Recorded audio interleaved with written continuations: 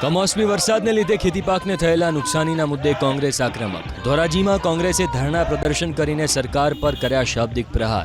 કોંગ્રેસના પૂર્વ ધારાસભ્ય લલિત વસોયા અને લલિત કગથરાની આગેવાનીમાં મોટી સંખ્યામાં ખેડૂતોએ બેનર અને પ્લેકાર્ડ સાથે ધરણા પ્રદર્શન કર્યા।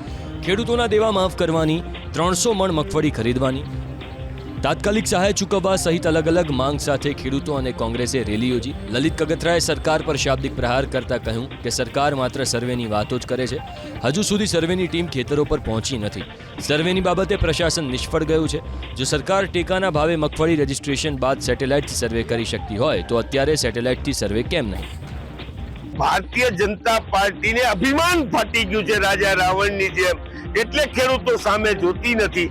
આજે જ્યારે ખેડૂતોનો પોકાર, હૃદયનો પોકાર નીકળ્યો છે કે અમને સહાય કરો, ત્યારે ખેડૂતોને સંપૂર્ણ ધિરાણ માફ કરવું જોઈએ।